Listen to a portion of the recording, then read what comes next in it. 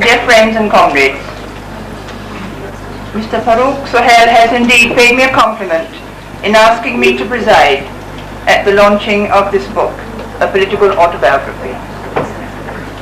Launching a book is like sending out a breath of fresh air into a land where breathing has become difficult.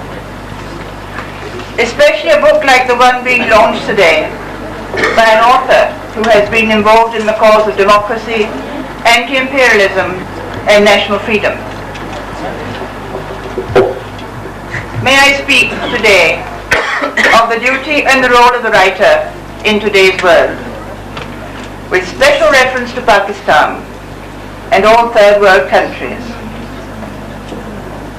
In a country like Pakistan, where the percentage of literacy is one of the lowest in the world, and where education reaches but a portion of the population, the writer has to consider his audience.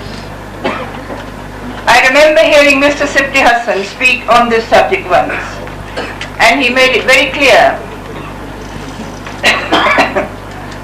that the author must write at the level of those amongst his audience for whom he cares, for those who really need his words. This is not easy for those who really need the author's words, for they are those who have been most neglected and whose knowledge of the spoken word is limited. Hence the author, whether he writes poetry or prose, must place himself as far as is possible on the level of those who need him, simplifying his facts, his language, and the passion he must feel for his people. The author must share the pain and trials of his people, and he can only do this if he is on the side of the people. The author must ask himself, do I uphold the cause of my people? Do I share their misery and their degradation? The author's first duty is to himself, to put into the words of truth what he himself feels. And if he has chosen to stand along with his people, his writing has sincerity and the ring of truth. This is not easy in Pakistan. We are aware of how many writers have forsaken the cause of the people and have chosen the way of compromise for the cause of personal gain and profit. We're also aware of those who have stood by the people, have suffered imprisonment, torture, and loss of worldly goods. Amongst you are writers and political workers. Many of you have suffered, and today I place you on the level of heroes in the world today. You are not alone.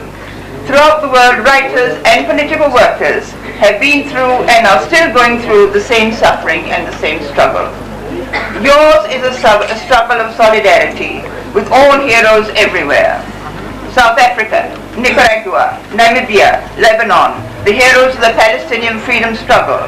There are millions of you, so do not feel alone. You are not alone. In fact, your army is the biggest in the world and the strongest, for yours is a righteous cause. Today we talk of peace, but the real struggle is for the survival of the human race. You writers are the voice of the people, all people.